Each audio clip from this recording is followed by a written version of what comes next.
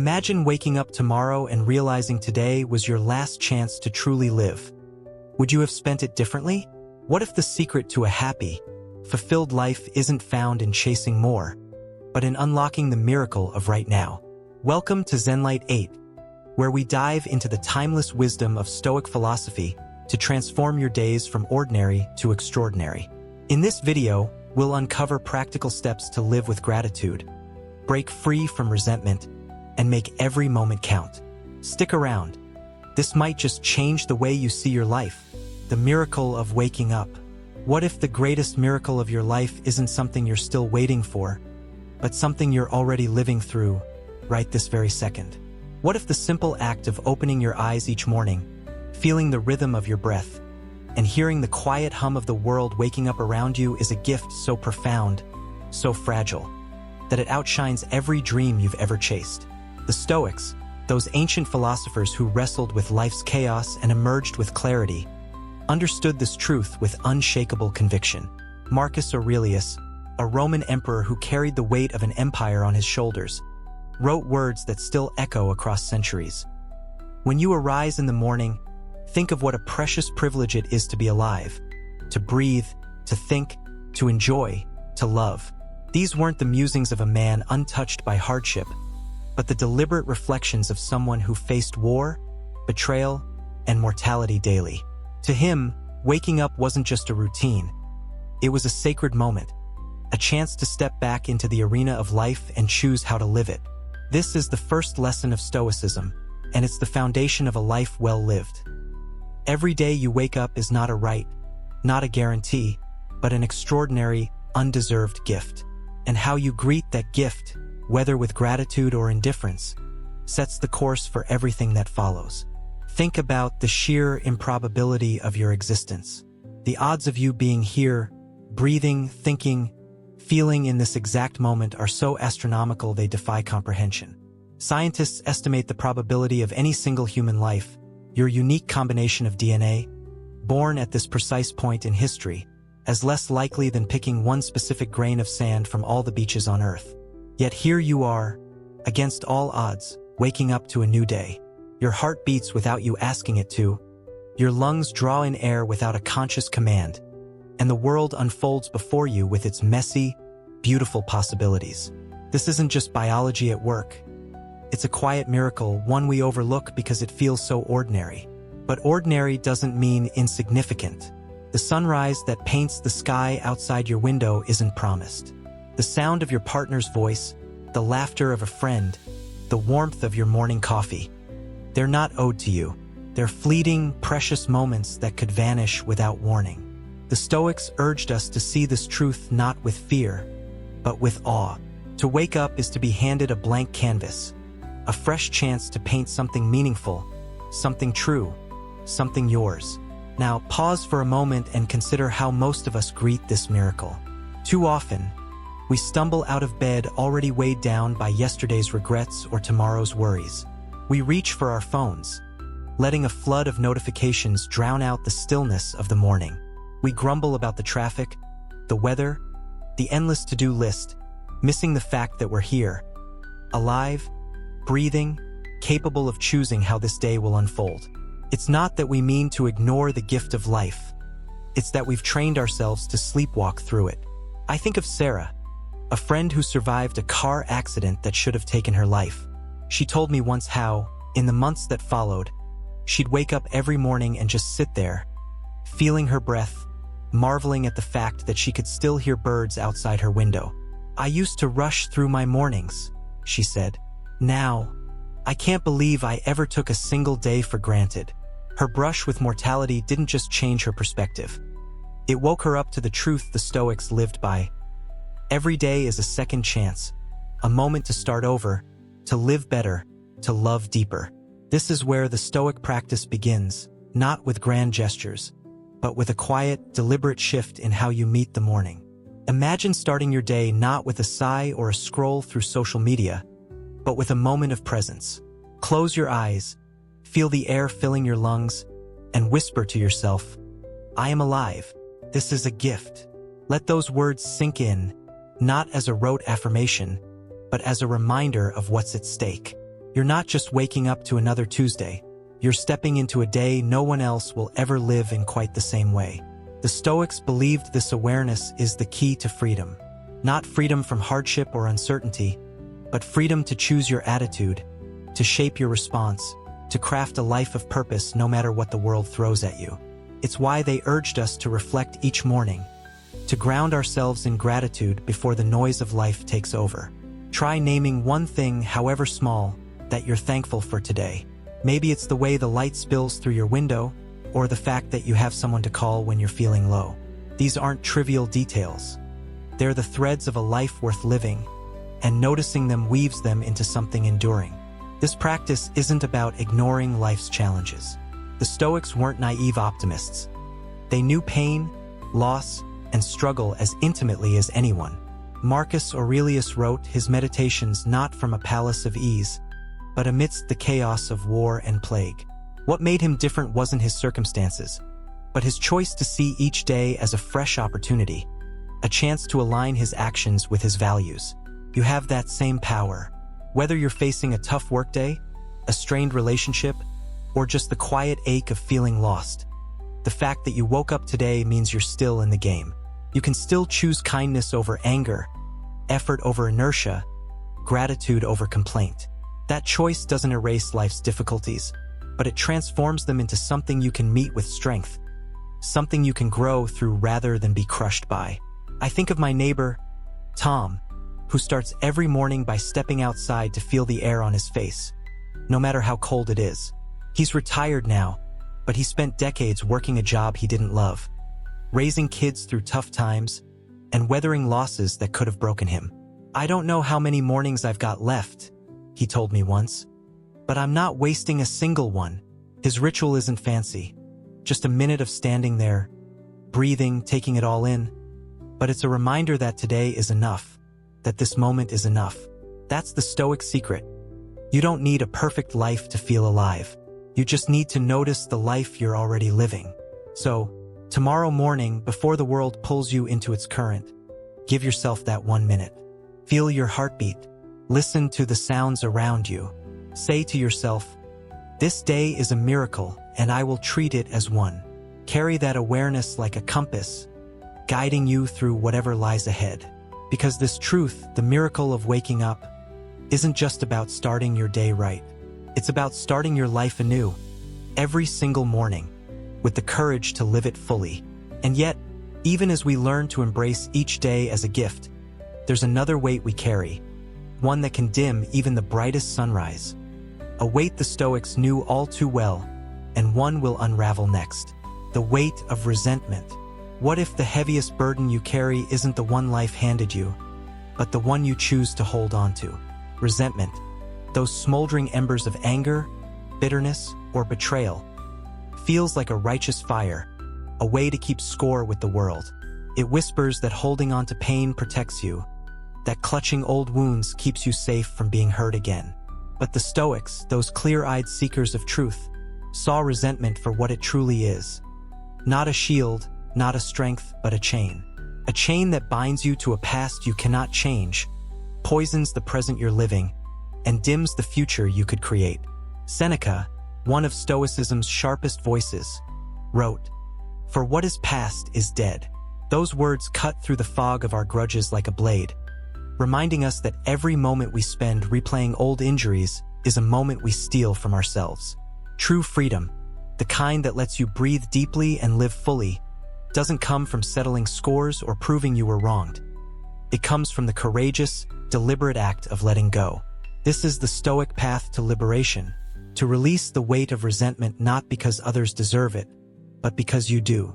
Picture resentment as a backpack you've been carrying for years, stuffed with stones.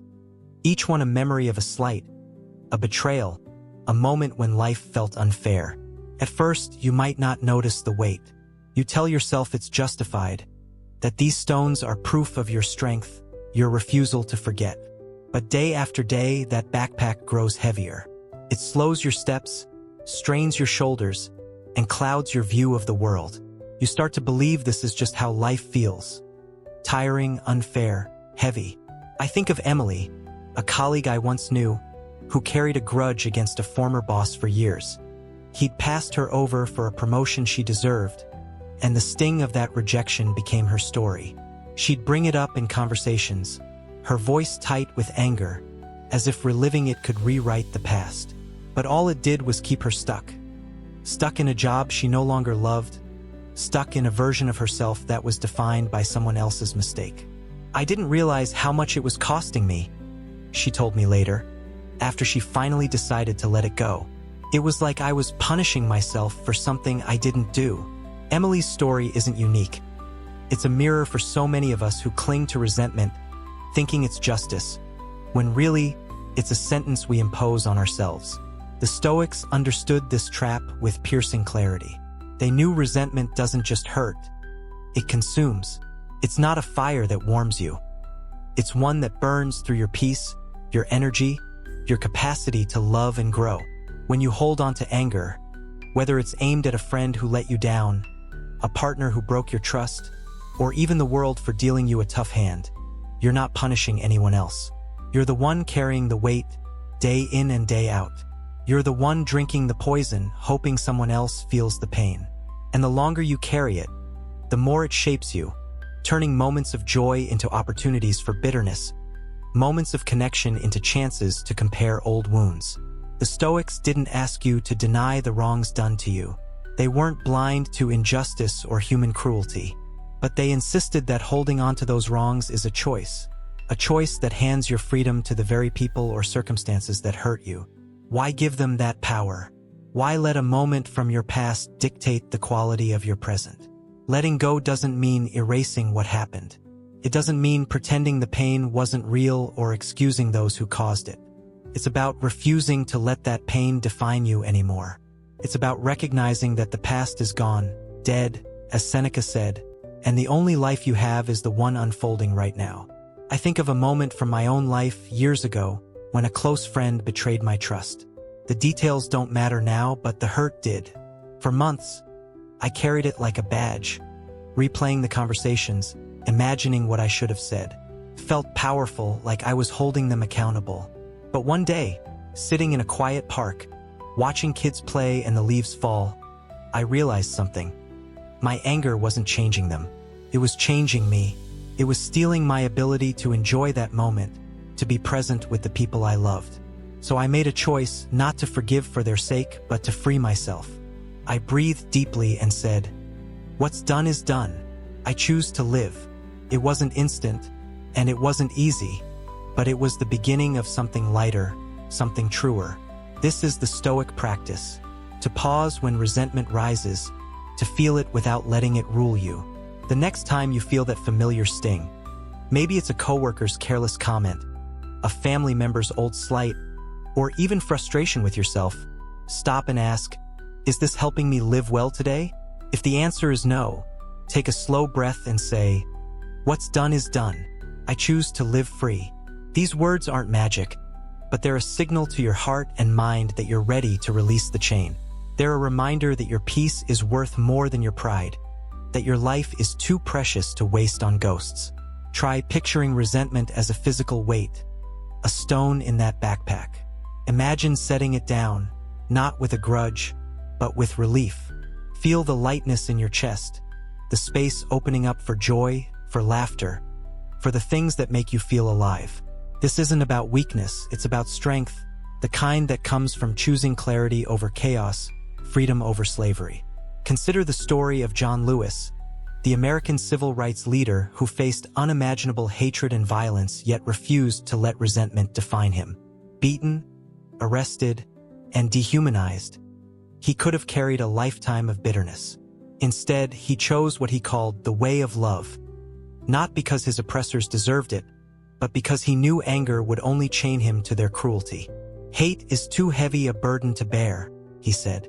Lewis's life wasn't just a fight for justice. It was a masterclass in Stoic freedom, proof that letting go can be the ultimate act of power. You don't have to be a hero to follow that path.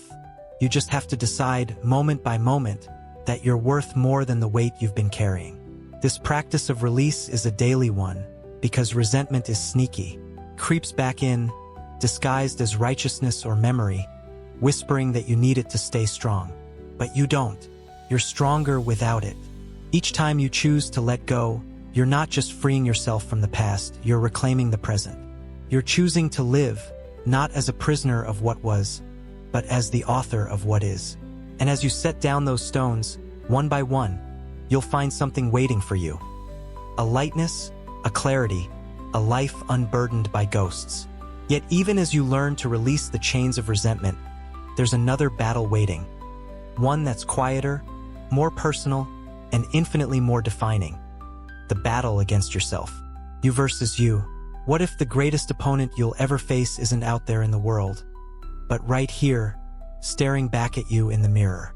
Life isn't a race against your neighbors, your colleagues, or the strangers whose curated lives flash across your screen. It's not about outshining others or proving you're enough to a world that's always watching.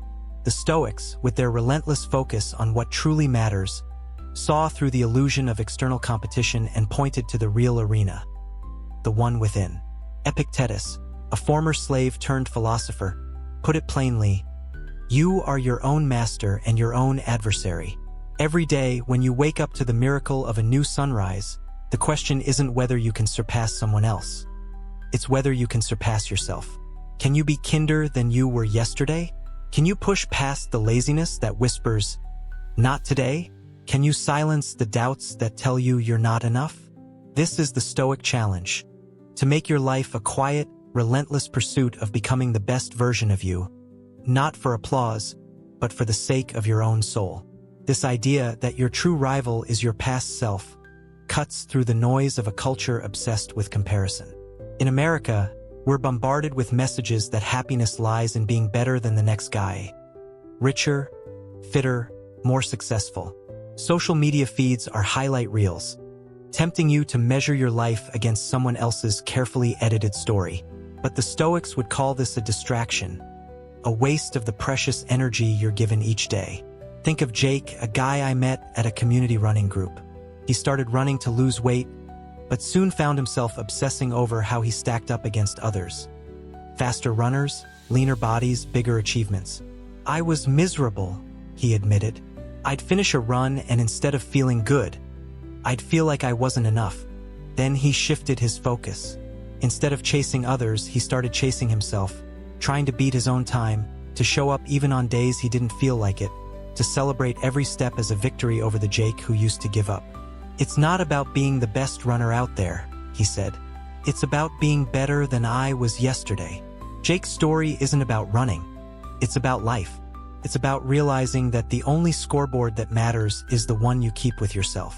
The Stoics believed this inner battle is where freedom is won or lost. Your mind is a tricky opponent, always ready to tempt you with excuses. It whispers, "Why bother?" when you face a challenge. It murmurs, "It's not fair." When life throws a curveball, it tries to convince you that happiness is somewhere else. Behind a promotion, a relationship, a number in your bank account. But these are lies, traps that keep you stuck in a cycle of wanting instead of becoming. The truth is, every day is a chance to fight that battle, to choose action over inertia, courage over fear, growth over comfort. It's not about perfection. Nobody gets it right every time. It's about effort, about showing up for yourself when it's easier to quit. The Stoics didn't care about grand transformations overnight. They cared about the small, consistent choices that shape who you are. Did you choose patience when you wanted to snap? Did you keep going when you felt like giving up? These aren't just moments, they're victories, proof that you're winning the only fight that counts. This battle plays out in the quiet moments no one sees. I think of Maria, a single mom who works 2 jobs to keep her family afloat.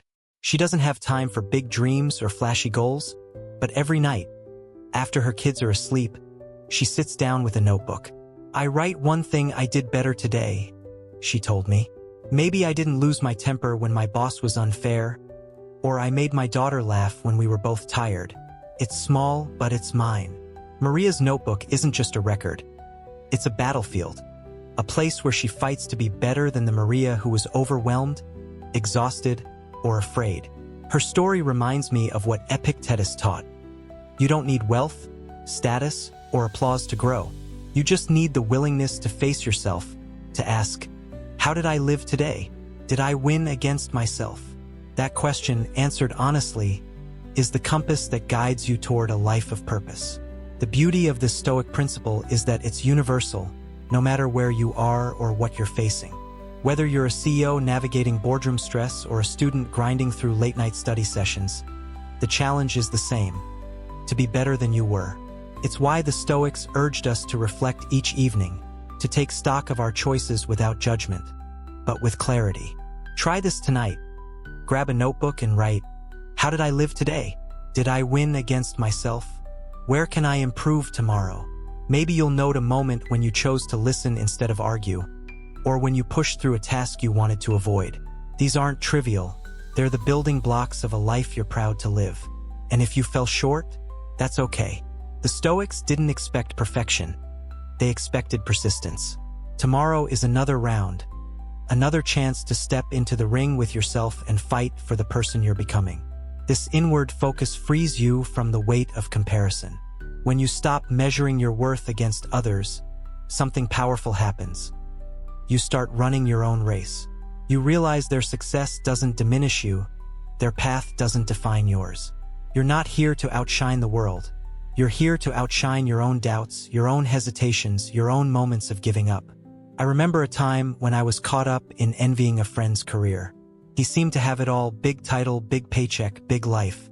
But the more I focused on him, the smaller I felt.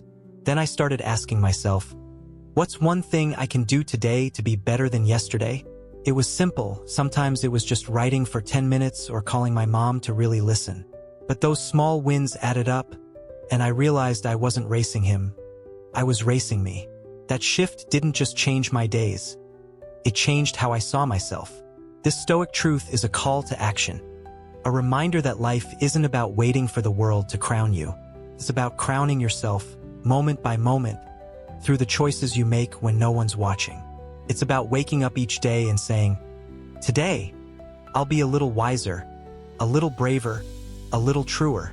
And as you fight that quiet battle, you'll find something growing inside you.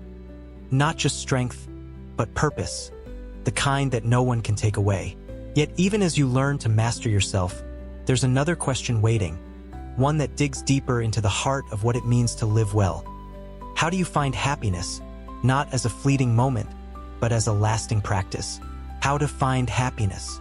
What if happiness isn't a prize waiting at the finish line of life, something you earn after checking all the right boxes?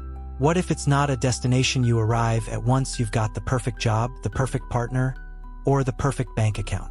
The Stoics, those ancient guides who stripped life down to its essentials, saw through the myth that happiness is something you chase.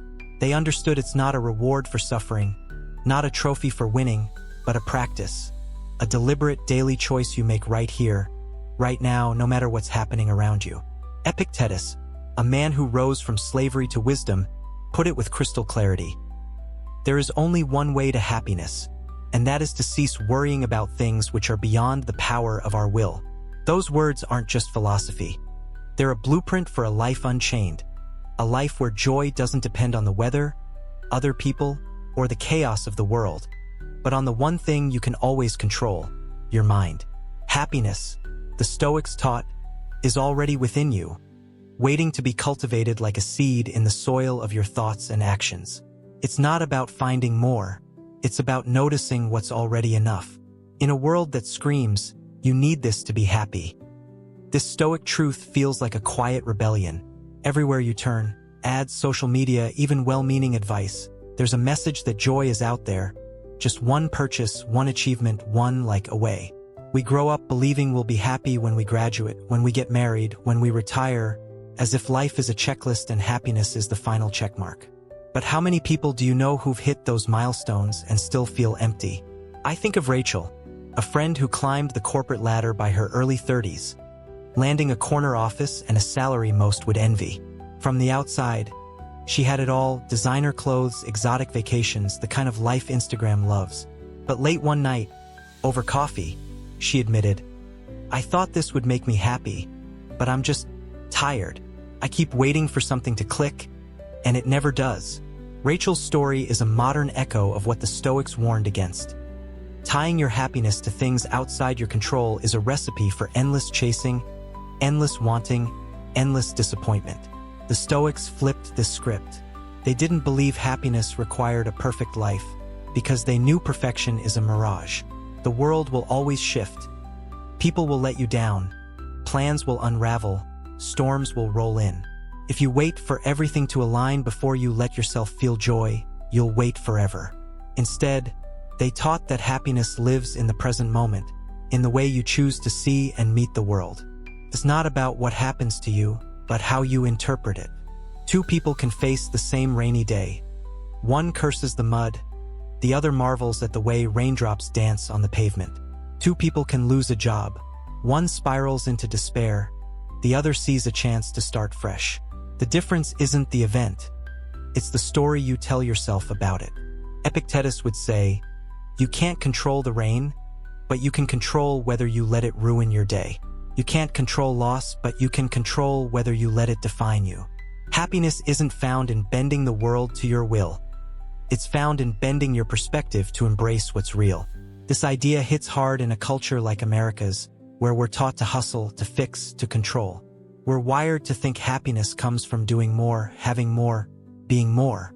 But the Stoics invite us to pause, to look closer, to realize that joy doesn't need a stage or a spotlight. It's already here, woven into the ordinary moments we rush past. Think of the last time you laughed so hard your sides ached. Maybe it was a silly joke with friends, or your dog doing something ridiculous, or the way a warm mug feels in your hands on a chilly morning, grounding you in a fleeting moment of peace. These aren't accidents. They're invitations to practice happiness, to notice what's good and let it fill you up. I remember visiting my grandmother in her tiny apartment years ago. She didn't have much. No big house, no fancy car. But she'd sit by her window, sipping tea, smiling at the sparrows outside. "Life's sweet when you stop looking for what's missing," she'd say. Her joy wasn't loud or showy, but it was steady, rooted in a choice to savor what was right in front of her.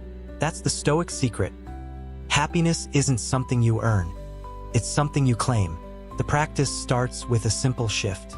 The next time you catch yourself thinking, "I'll be happy when I get that raise," or "I'll be happy when things settle down," stop. Replace it with, "I'm happy because I'm alive today." Say it out loud if you have to. Let it sink in. You're not waiting for permission from the universe, you're giving it to yourself. Try this today. Before lunch, take 10 seconds to notice something good. Maybe it's the way sunlight spills across your desk, or a kind word from a coworker. Hold on to it. Let it remind you that this moment, imperfect as it is enough. This isn't about ignoring life's struggles. Stoics weren't dreamers who pretended pain didn't exist. They faced hardship head-on, but they refused to let it steal their peace. You can be stressed about bills and still smile at your kid's goofy dance. You can grieve a loss and still feel the warmth of a friend's hug. Happiness doesn't demand a flawless life. It demands your attention, your intention, your choice to see the light even when shadows loom. I think of Viktor Frankl, not a Stoic but a kindred spirit, who found meaning in the horrors of a Nazi concentration camp. Amid unimaginable suffering, he wrote, "Everything can be taken from a man but one thing, the last of the human freedoms, to choose one's attitude in any given set of circumstances." Frankl's life proves what Epictetus knew. Your joy doesn't belong to the world. It belongs to you, and no one can take it unless you let them. You don't need a mansion to feel rich. You just need to notice the wealth of being here, breathing, able to think, to love, to try again. This practice isn't a one-time fix. It's a muscle you build, day by day, by choosing to focus on what you control, your thoughts, your actions, your gratitude. And the more you do, the more you'll find happiness isn't a distant star. It's a flame you carry, steady and warm, no matter where life leads. But even as you learn to cultivate this inner joy, there's a shadow that can creep in, a quiet force that pulls you back from the life you're meant to live, a cycle that feels unbreakable, until you realize the key to freedom is already in your hands. The cycle of stagnation. What if the life you're living feels like a loop, a treadmill that keeps you running but never takes you anywhere new? You wake up each morning carrying the same heavy emotions. Frustration, doubt, maybe a quiet hopelessness that whispers nothing will ever change. It's not that you're failing. It's that you're stuck, trapped in a cycle where today feels like a faded copy of yesterday, and tomorrow promises more of the same.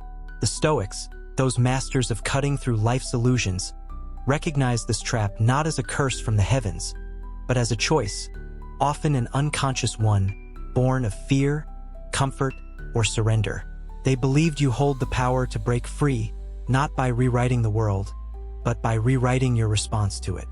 Epictetus taught that while life can be chaotic, cruel, or unfair, your ability to choose action, choose growth, choose now, remains untouched. Stagnation isn't your destiny. It's a habit you can unlearn, a chain you can break, starting with the smallest step in this very moment. This cycle of stagnation is something we all know, even if we don't name it. It's the feeling of going through the motions, same job, same arguments, same self-doubt, while a voice in your head says, "This is just how it is." Maybe it's the weight of a dream you've shelved, telling yourself it's too late. Maybe it's the comfort of routine, even one that drains you because change feels too risky. I think of Mike, a guy I met at a coffee shop years ago. He'd been at the same dead-end job for a decade, not because he loved it, but because it was safe. "I keep thinking I'll figure it out later," he said, stirring his coffee like it held answers. But later never comes. Mike wasn't lazy, he was trapped in a story he told himself, one where trying felt pointless, where the world was rigged against him. That story became his reality, a loop of why bother that kept him frozen while years slipped by. His honesty stuck with me, not because it was unique, but because it's so human. We all have stories like that, quiet narratives we repeat until they feel like truth. The Stoics would look at Mike's life, or yours or mine, and say, "You are not your past. You are not your feelings, no matter how heavy they weigh. You are not the sum of what's happened to you. You are what you choose to do today, right now, in this fleeting moment." They saw stagnation not as a permanent scar, but as a subtle surrender, a decision to let fear or familiarity win. Sometimes it's loud, a moment when you say, "I give up," and mean it. More often, it's quiet, a slow erosion of your will through small compromises. Skipping the workout, avoiding the hard conversation, pushing your goals to someday. Bit by bit, you build a prison, not with iron bars, but with excuses, doubts, and the false safety of staying still. The Stoics didn't sugarcoat life's challenges. They knew the world could batter you, test you, break your heart, but they insisted that no one, no thing, can take your power to choose differently, to stand up, to begin again. This truth is both humbling and empowering. It means you're not a victim of fate, but it also means you're responsible for your path.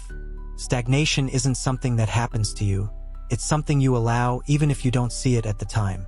I remember a period in my own life when I felt stuck, spinning my wheels in a job I'd outgrown. Every day felt the same: wake up, grind, go home, repeat. I told myself I was waiting for the right moment, a better economy, a clearer plan, but deep down, I was scared. Scared of failing, scared of looking foolish, scared of leaving what I knew. One evening, I stumbled across a Stoic quote from Marcus Aurelius. "You have power over your mind, not outside events. Realize this, and you will find strength." It hit me like a wake-up call. I wasn't stuck because of my job. I was stuck because I'd stopped choosing to move. So I started small. I signed up for a night class, something I'd always wanted to try. It wasn't a grand leap, but it was a step, a crack in the cycle that let light in. That class led to new ideas, new confidence, and eventually a new path. The Stoic path out of stagnation is built on these small, deliberate choices. When you feel trapped, pause and say, "I choose today. I choose to rise." Then act. Get out of bed, write down one goal, do something kind for someone else. These aren't just tasks. They're declarations that you're still here, still fighting, still alive. Look at someone like J.K. Rowling, who wrote Harry Potter while battling poverty and depression. She could have stayed stuck, telling herself her dreams were too big, her life too hard. Instead, she chose to write, one page at a time, breaking the cycle of despair with every word. Her story isn't about magic.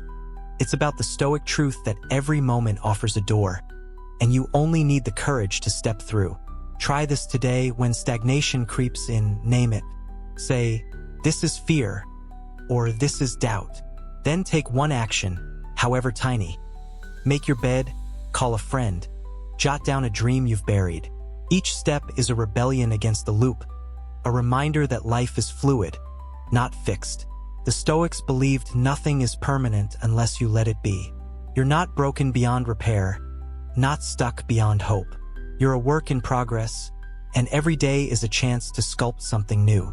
Paint your life with intention, not regret, and watch how those small strokes create a masterpiece over time. Yet even as you learn to break free from stagnation, there's another illusion waiting. One that tempts you to postpone your life, to bet on a tomorrow that may never come. The illusion of tomorrow. What if the biggest lie you tell yourself is that you'll start living tomorrow? Tomorrow you'll chase that dream. Tomorrow you'll mend that relationship. Tomorrow you'll finally be happy. It's a seductive promise, isn't it? Tomorrow feels safe, a clean slate where everything will magically fall into place. No stress, no doubts, just the perfect moment to begin. But the Stoics, those relentless truth seekers, saw through this illusion with piercing clarity. Seneca, a man who wrestled with the fleeting nature of time, wrote words that still jolt us awake. While we are postponing, life speeds by. Every time you push your happiness, your growth, your life to tomorrow, you're betting on a future you don't own. You're writing checks your heart may never cash. The only moment you truly possess, the only one that's real, is today, this breath, this hour, this chance. The Stoics didn't just teach us to live. They taught us to seize now, because now is all we're ever promised. This habit of postponing life is so woven into our daily rhythm that we barely notice it. In America, we're conditioned to plan, to hustle, to aim for a better future. We tell ourselves we'll rest when we're successful, love when we're settled, grow when we're ready. It's not laziness. It's a kind of hope, a belief that tomorrow will be kinder, easier, more forgiving. But life doesn't work that way. I think of Lisa, a woman I met at a writing workshop. She'd always dreamed of publishing a novel, but for years, she put it off. "I'll start when the kids are older," she'd say, or "when work slows down." Decades passed, and the dream stayed locked in a drawer, gathering dust. Then, a health scare shook her awake. "I realized I might not have a tomorrow," she told me, her voice steady but raw. "I'd been waiting for a day that wasn't coming." Lisa started writing that week, not because her life got easier, but because she stopped betting on a future she couldn't guarantee. Her first draft wasn't perfect, but it was alive, and so was she. Lisa's story isn't about writing. It's about the cost of delay, the way we trade today's possibilities for tomorrow's mirage. The Stoics lived with an acute awareness of mortality, not to scare themselves, but to sharpen their focus. They knew time is a river that never pauses, never slows, never waits for you to catch up. Every sunrise you sleep through, every moment you spend waiting for later, is a piece of your life you'll never reclaim. Seneca called this the ultimate tragedy, not that life is short, but that we waste so much of it. Picture your days as coins in a jar, each one finite, irreplaceable. When you say, "I'll do it tomorrow," you're tossing one of those coins into the void, assuming you'll have plenty more. But what if you don't? What if today is the last sunrise you'll see? The Stoics didn't dwell on death to depress us. They used it as a wake-up call, a reminder to treat each day with urgency, with gratitude, with fierce intention. They asked, if this were your final hour, would you spend it scrolling, worrying, or wishing for something else? Or would you live it, fully, deeply, without apology? This truth hits hard in a culture like ours, where distractions are endless and busy is a badge of honor. We're so caught up in planning for tomorrow, saving for retirement, climbing the career ladder, that we forget to live today. I remember a moment from my own life, not long ago, when I caught myself postponing joy.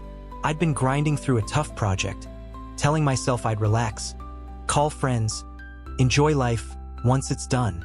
One evening, I stepped outside and saw the sky blazing orange, the kind of sunset that stops you cold.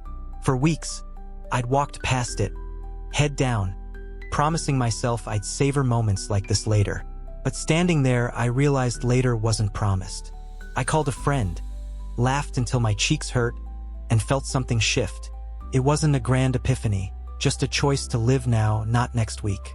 That sunset reminded me of what Seneca knew. Every day you wait is a day you lose. Not because it's gone, but because you didn't notice it while it was yours.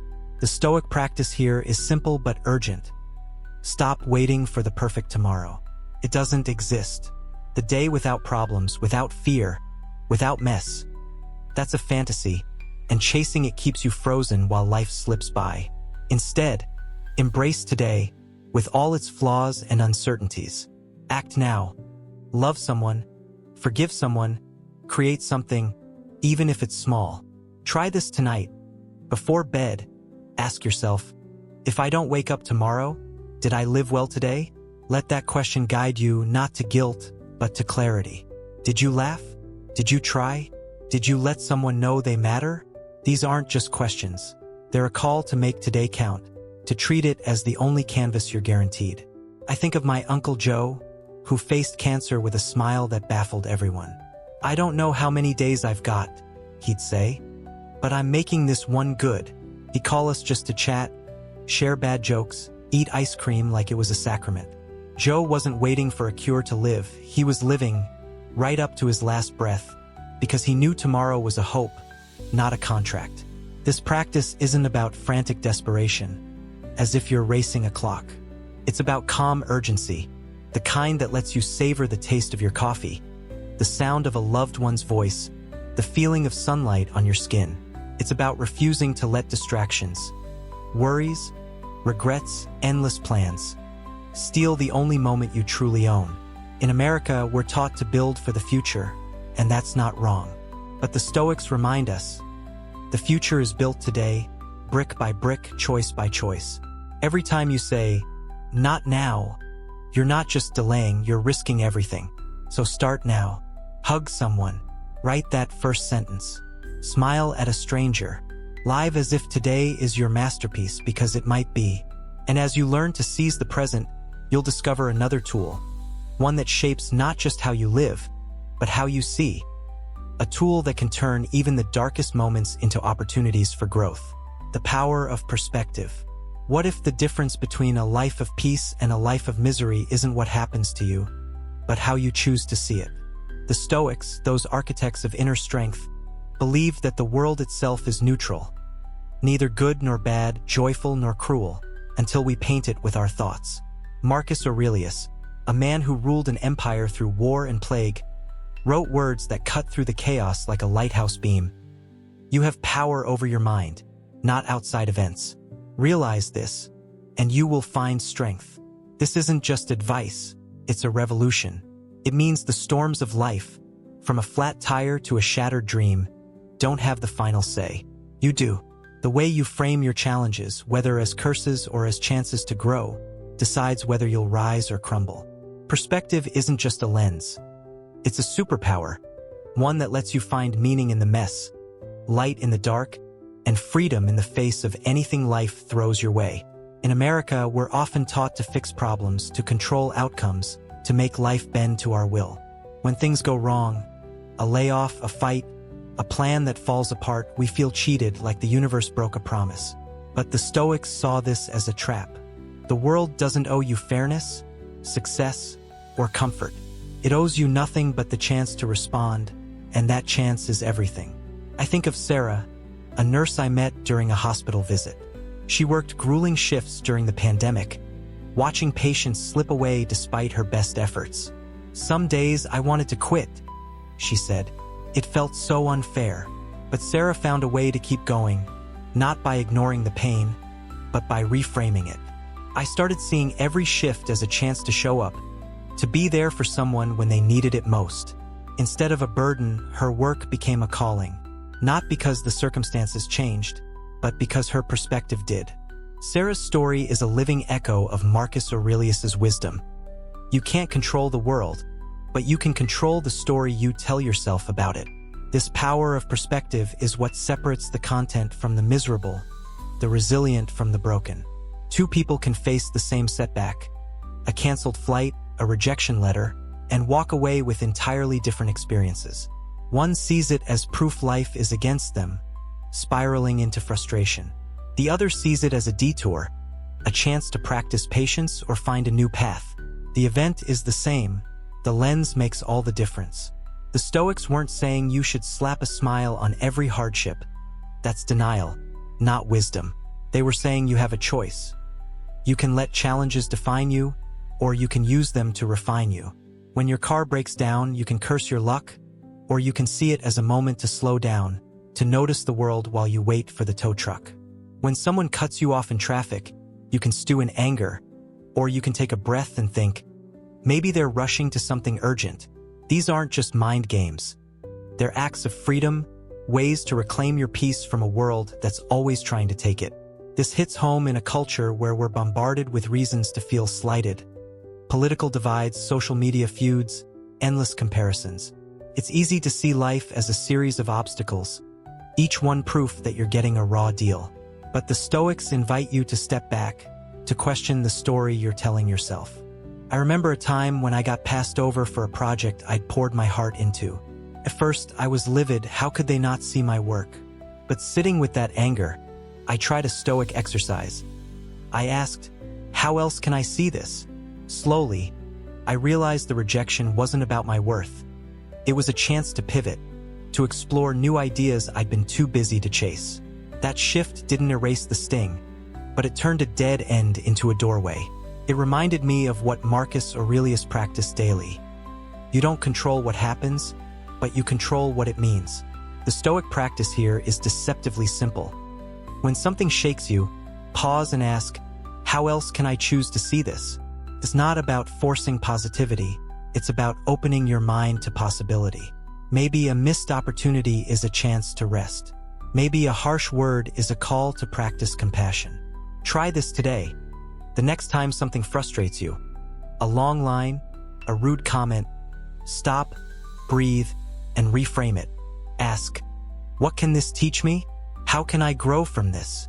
Write down your answer if you can.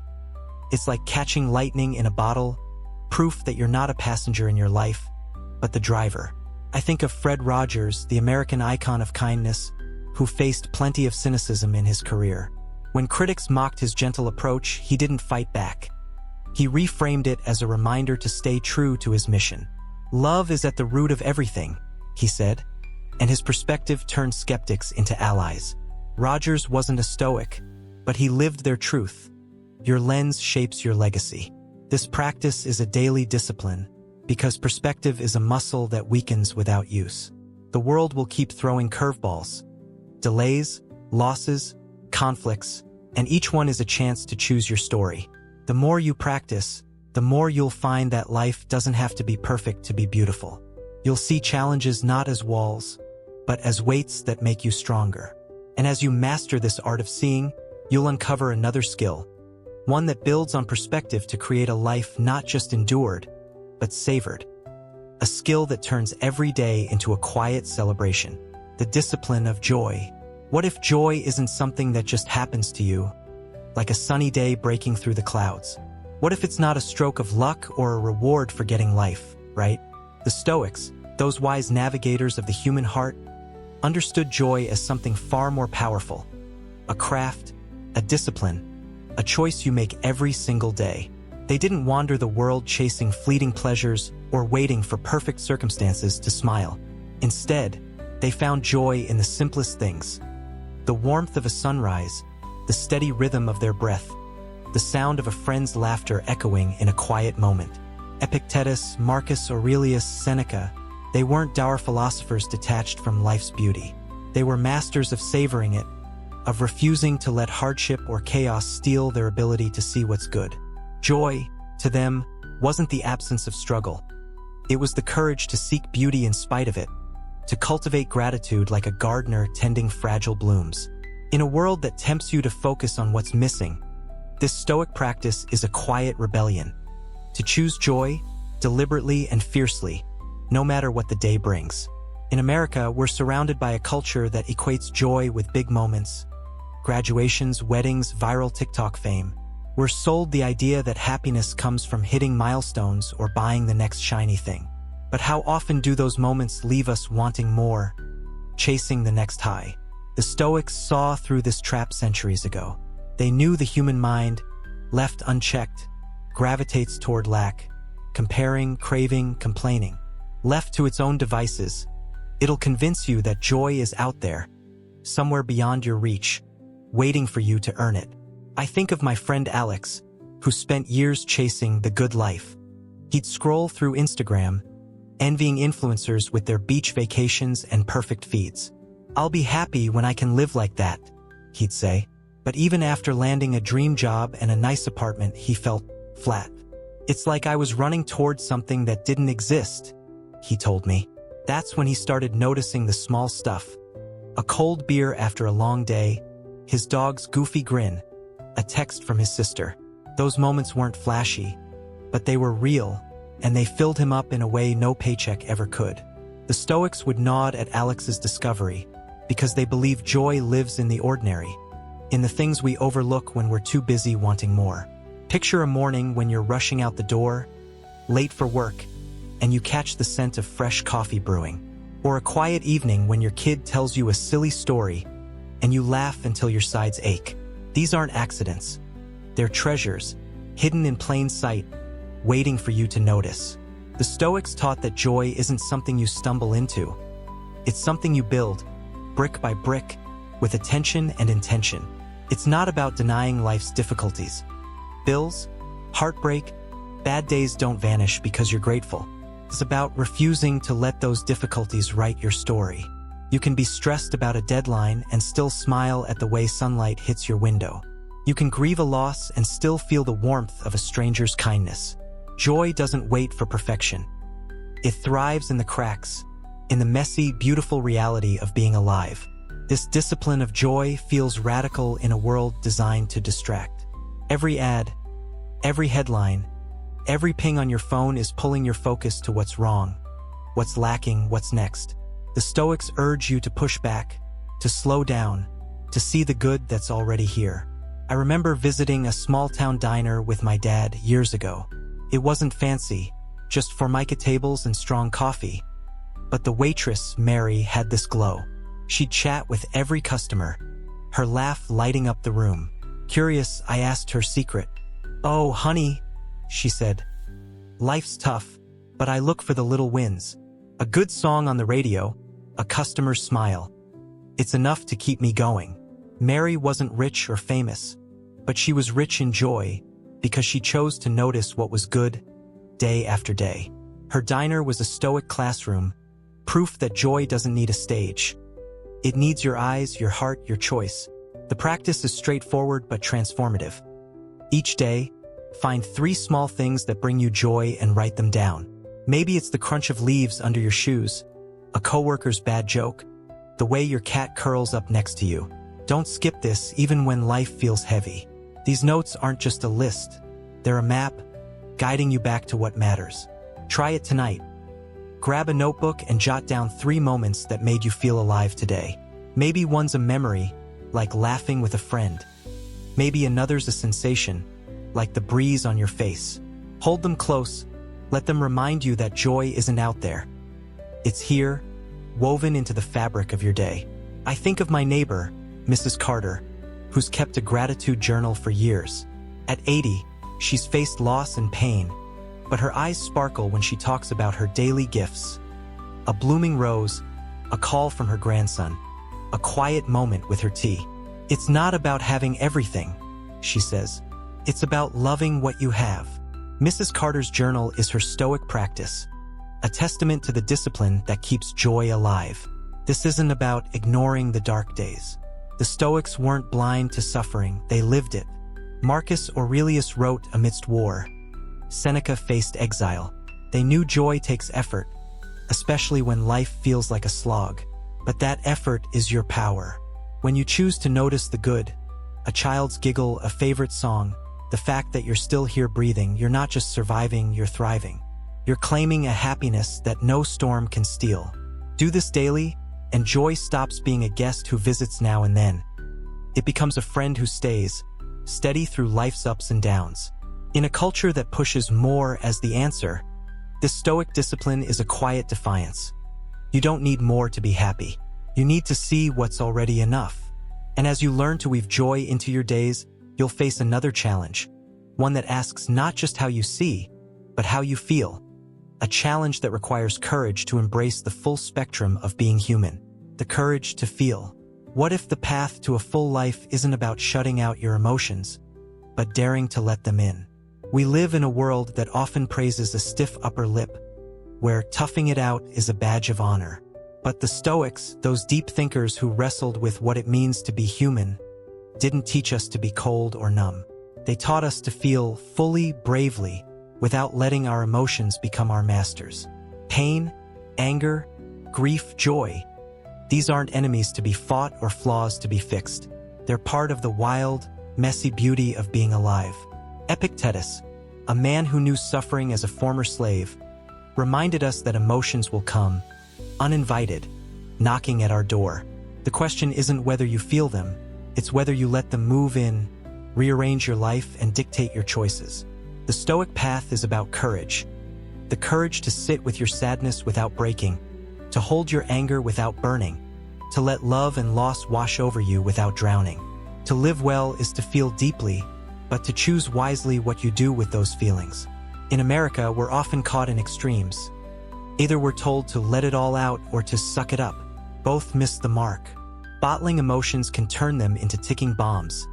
Indulging them blindly can sweep you away like a flood. The Stoics offered a middle way, one that feels especially vital in a culture where we're bombarded with triggers, news cycles, social media spats, the grind of daily stress. They saw emotions as natural, like weather passing through. Storms come, skies clear, and you're still standing. Not because you fought the rain, but because you learned to let it fall. I think of my friend David, who lost his father unexpectedly. At first, he tried to stay strong, burying his grief in work, but it leaked out, sleepless nights, snapped tempers. I thought ignoring it would make it go away, he said. Then he started letting himself feel it, not all at once, but in quiet moments. Looking at old photos, writing letters he'd never send. It didn't fix the pain, he told me, but it made me feel human again. David's journey mirrors the Stoic truth. You don't heal by denying what you feel. You heal by facing it, with clarity and strength. The Stoics didn't want us to be emotionless robots. They knew feelings are proof of life because you care, because you hope, because you're invested in this fragile, fleeting world. When you're angry, it's because something matters to you. When you're sad, it's because you've loved. These emotions aren't mistakes. They're signals, guiding you if you listen. But signals aren't commands. The Stoics taught that while you can't stop feelings from arriving, you decide how long they stay and what they mean. Let anger linger too long, and it becomes a fire that burns you down. Let grief take the wheel, and it drives you into despair. I remember a moment when I was furious at a friend over something small now forgotten. My blood was boiling, my mind racing with comebacks. But in the heat of it, I paused, took a breath, and asked, "What is this anger trying to tell me?" It wasn't about winning an argument, it was about feeling unheard. That pause, that Stoic step back, let me choose. Instead of shouting, I talked. Instead of breaking a bond, I built it stronger. The practice here is both gentle and fierce. When emotions rise, name them. Say, "This is sadness," or "This is anger." Don't fight them. Observe them, like clouds moving across a wide sky. Then breathe and remind yourself, this will pass. I am not my feelings. This isn't suppression. It's space, a moment to see clearly before you act. Try it today. The next time you're overwhelmed, maybe stuck in traffic, maybe hurt by a careless word, pause. Name what you feel. Let it be without judgment, then choose your response. Maybe you'll smile at the irony of life's chaos. Maybe you'll write down what's hurting, turning pain into poetry. This is courage, not weakness. The courage to feel deeply without being ruled, to let emotions visit without letting them stay. I think of Maya Angelou, whose life was a tapestry of joy and pain. She faced abuse, loss, and hatred, yet her words radiate love and resilience. "You may not control all the events that happen to you," she wrote, "but you can decide not to be reduced by them." Angelou wasn't a Stoic, but she lived their wisdom, letting feelings flow while holding fast to her strength.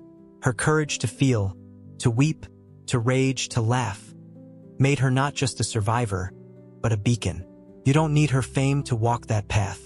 You just need the willingness to open your heart, to let emotions pass through like guests, leaving you wiser, not weaker.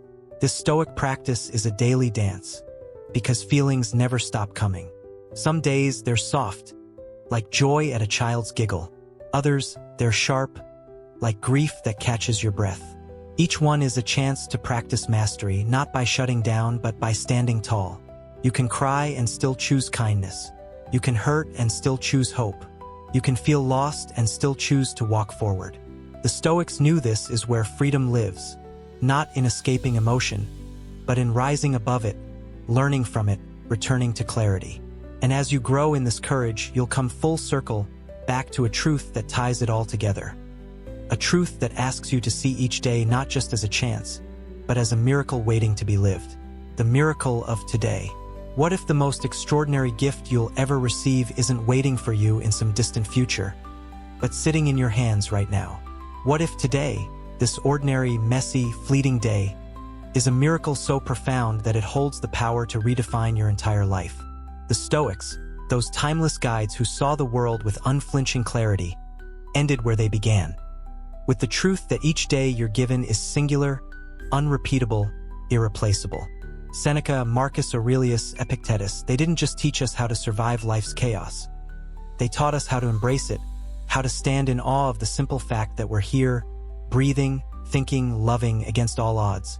Every sunrise, every heartbeat, every fleeting glance at the world around you is a moment that will never come again. To waste it on worry, regret, or distraction is to let a piece of your life slip away, unnoticed, unclaimed.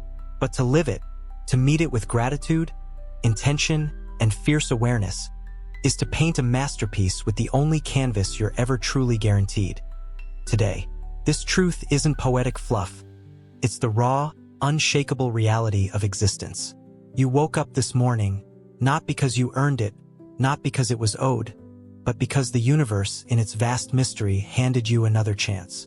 Your eyes opened, your lungs filled, your heart kept beating, all without you lifting a finger. Think about that for a second. The odds of you being here in this exact moment are so staggering they defy reason. Scientists say it's like picking one specific star from a galaxy and hitting it with a dart thrown across the cosmos.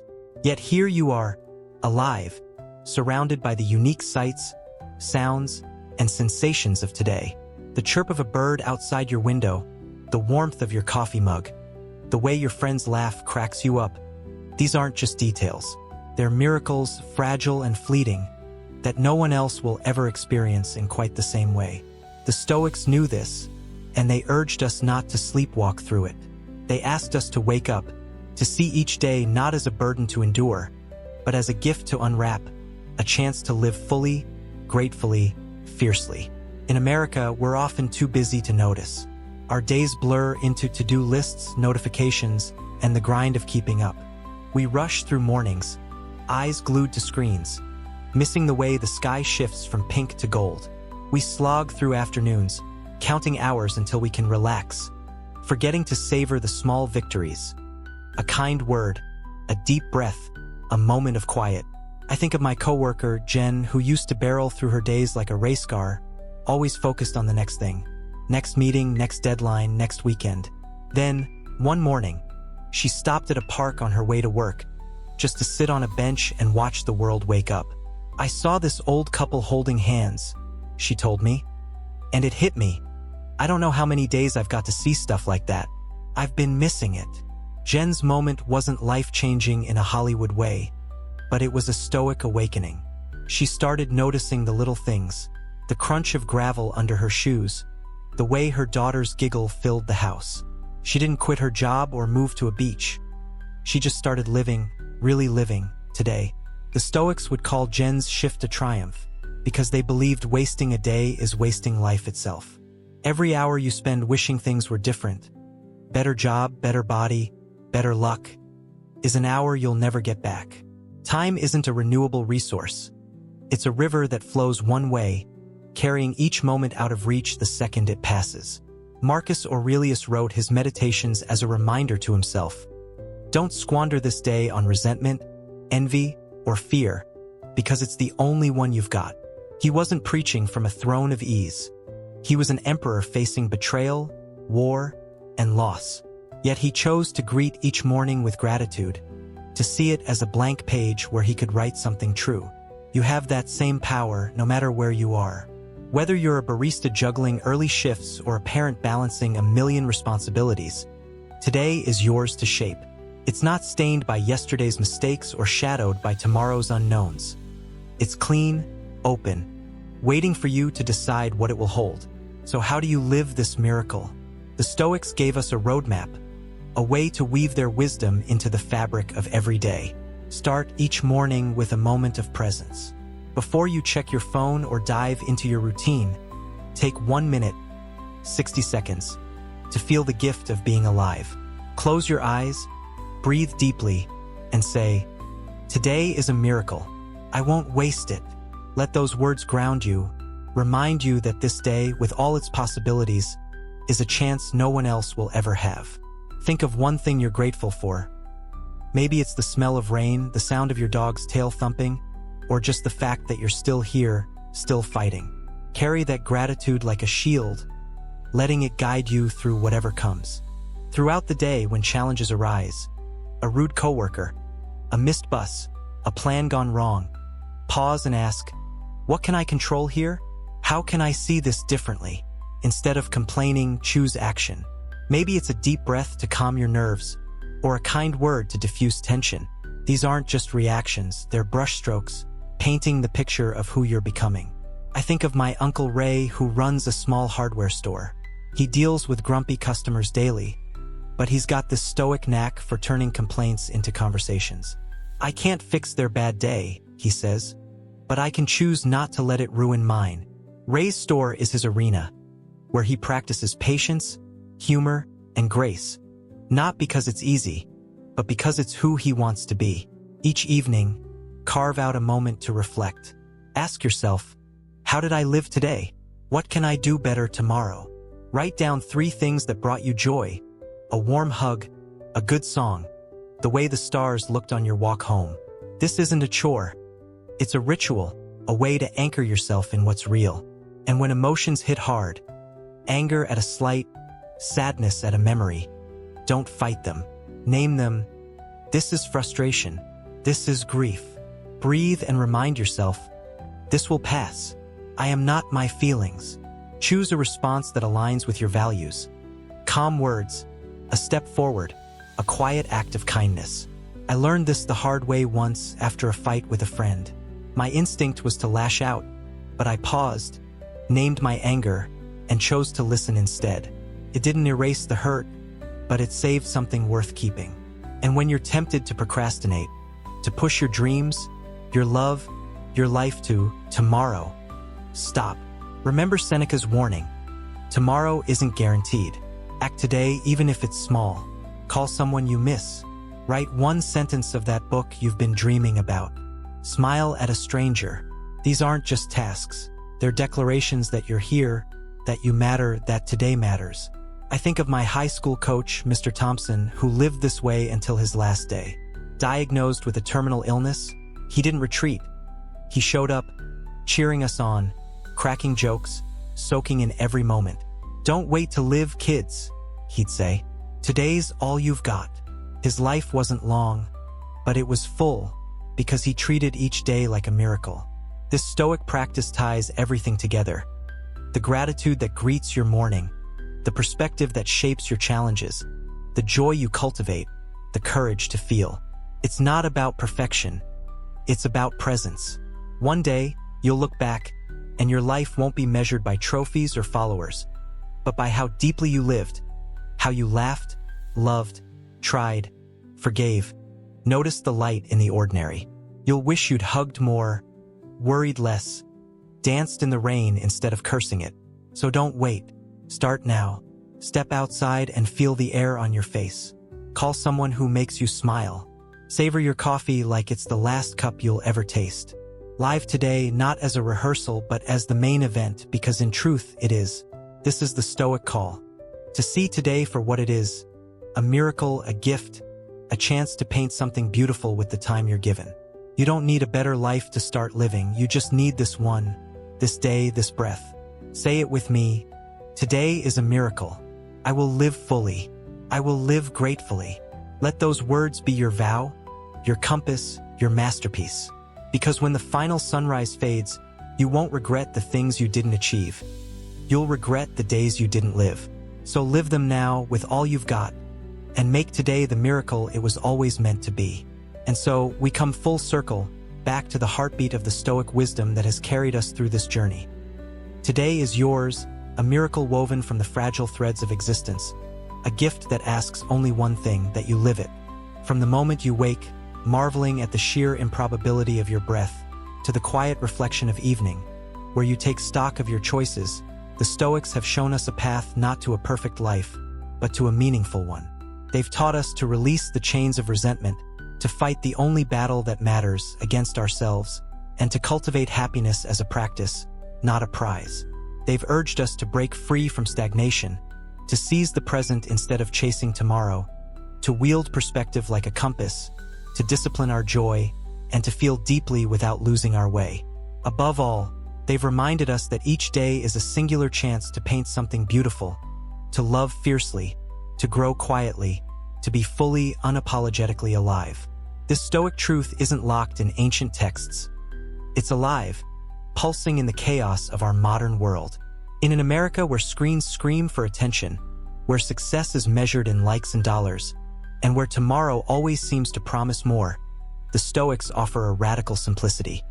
You don't need more to live well. You need less worry, less comparison, less waiting. Start today, right now, with what you have.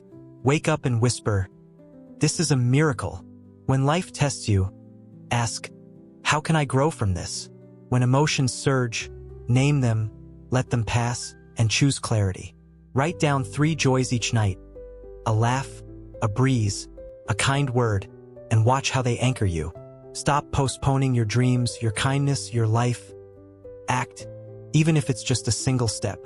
These practices aren't grand, but they're powerful, building a life not of fleeting highs, but of steady, unshakable peace. In our fast-paced lives, it's easy to feel overwhelmed, to lose sight of what matters amid deadlines and distractions. But the Stoics would tell you, you're stronger than you know. You don't need to escape the noise. You need to find stillness within it. Take 1 minute each morning to breathe, to ground yourself in gratitude. Pause during the day to reframe challenges, to seek the lesson instead of the loss. Reflect at night, not to judge, but to grow. These small acts are your rebellion against a world that pulls you everywhere but here. They're your way of saying, I choose to live, not just exist. Whether you're navigating a tough job, raising kids, or chasing a dream, this Stoic wisdom fits. It's universal, timeless, yours. If this journey through Stoic wisdom has stirred something in you, we'd love to hear it. Join us at ZenLight 8, subscribe, share your thoughts, and let's keep this conversation alive. In the comments below, leave one word that captures what you're taking away. Presence. It's a reminder to stay awake, to live now, to embrace the miracle of this moment. Hit that like button if you're ready to make today count, and let's walk this path together. Live fully, live gratefully, because today is your masterpiece.